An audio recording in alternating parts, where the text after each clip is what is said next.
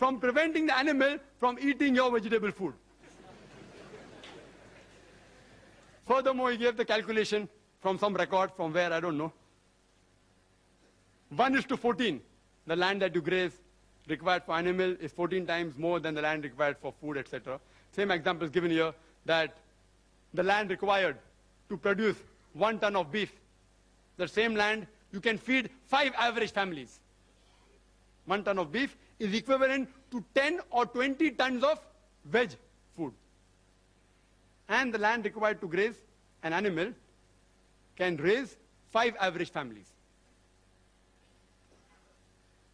My earlier argument also holds good here. But besides that, these ideological vegetarians, they fail to realize that the animals graze on land which is unsuitable for growing crops. They eat the plants which is inedible for the human beings, like husk and stalks, corn stalks. They don't eat plants which are edible for the human beings. Yes, they can eat. But when they enter the fields, the farmer, but natural, takes them out of the field. Why? To cause loss. Yes, if you have excess of crop, etc., there are certain governments who even feed them. And there are nomadic populations who make their living by grazing animals on land which is unsuitable for crop growing. But they eat the vegetation which is inedible to the human beings, and they make their living. Even the animal lives, even the human being lives. And today, according to UN report, about 23% approximately of the land in the world is used for pastures, 23% for forest, less than 10% for cultivation. The remaining 45%, majority, can yet be used for growing crops. Why don't you use that? Why are you running after the food of the animals, poor living creatures? Let them live, let them eat. Why are you stopping them from eating? If the non-vegetarians stop slaughtering the cattle, do you know that there will be overpopulation of cattle? Overpopulation. I am aware that human beings, they raise animals for food. That means, by methods, they increase the multiplication of the animals. But if suppose I agree that from today, all non-vegetarians stop raising animals for food and stop killing them for food, yet they will grow in population. You know why? Human beings. In all these years, our population is increasing. Even with all the family planning method, with all the birth control, hum do hamare do, yet we are increasing. There is no birth control method among the cattle, and the gestation is less than the human beings. 5 months to 6 months to 8 months, less than the human beings, and they multiply faster. So if we stop killing and stop raising, yet within a few decades, you'll have problems not of overpopulation of human beings, of overpopulation of cattle. How are you going to solve it? There are various nutrition. He talked about protein, etc. If time permits, I will speak in the rebuttal. I would like to make a statement of Dr. George R. Kerr, which is sufficient to counter all his arguments on health. Dr. George R. Kerr, he is the professor of nutrition in the University of Texas. Why I'm giving the designation, you can come to know that these people actually specialize in catching health fraud. People who deal in fraud in health. He says that virtually all authors of the diet and disease books, they propose hypotheses which are untested, ill-tested, unfound, unlikely, or disproved. I would like to repeat.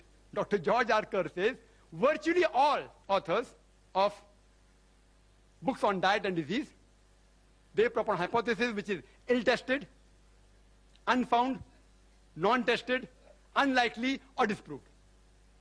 Time is running short. I would like to make the statement that's given by the American Council on Science and Health. Just a statement. See, they are experts. These quotation of research aren't scientific facts. All this quotation that this causes this, that, some are scientific facts, but they can be prevented. But the other thing about mentioning about this land and that land, these are only statistics done by individual researchers. Even when you do PhD, you can do a research and that will come into account, but won't carry weight. American Council on Science and Health says that a person need not abstain from meat and be a vegetarian to have a healthy diet. And the topic is not veg or non-veg, which is healthier.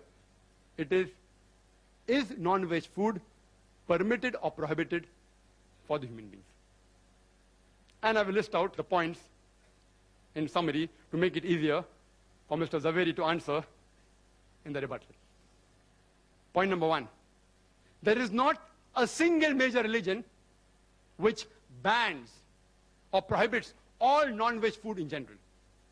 Point number two, geographical places like Arctic, Eskimos live. How could you have provided food all these years back? And today also, if you provide, it's going to be more expensive. Point number three, if all life is sacred, why do you kill the plants? Even they have life. Point number four, even plants feel pain. Point number five, even if I agree they have two senses less, killing a creature of two senses less is a lesser crime, is illogical. Point number six, it's preferable to kill one animal and take one animal life than to take 100 lives of plants for feeding 100 people. Point number seven, each and every argument can be disproved. The liver and the kidney, HCl. Same with saliva, same with the pH of the blood, same with the lipoprotein. Point number eight, the human beings have an omnivorous set of teeth for eating veg as well as non-veg.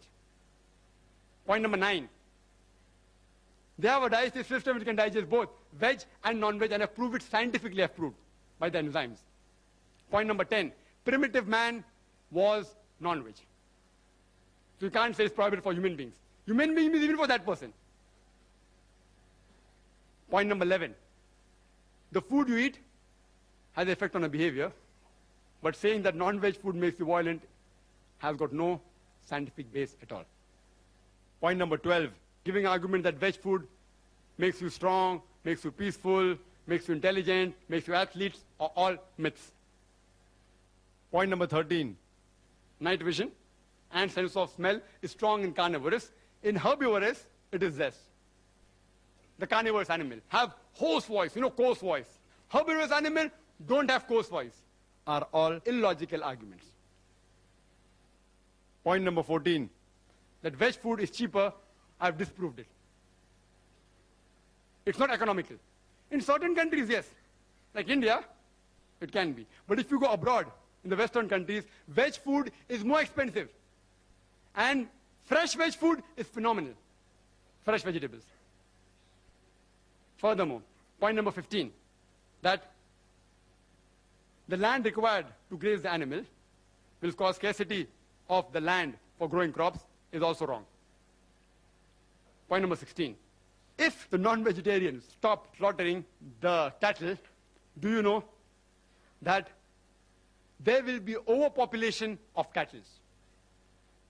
Point number 17, according to Dr. Kerr, these books written by dietitian, they can't be relied upon. All the statistics given are mainly from there.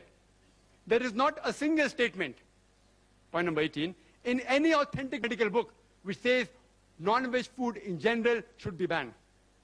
Point number 19, there is not a single government on the face of the earth which has banned all non-veg food as a general rule.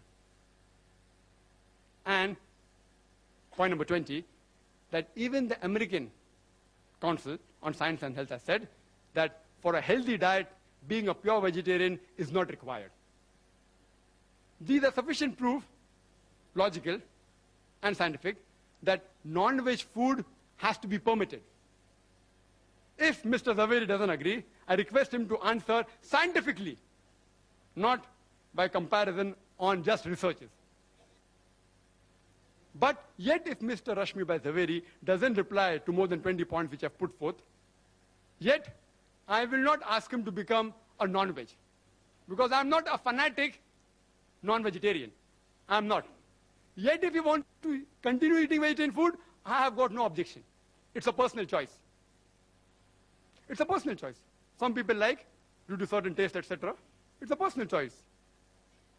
And only thing I'd like to tell the people, that the vegetarians the ideological vegetarians who do so much propaganda that this has got more value, etc., they should stop such things and stop distributing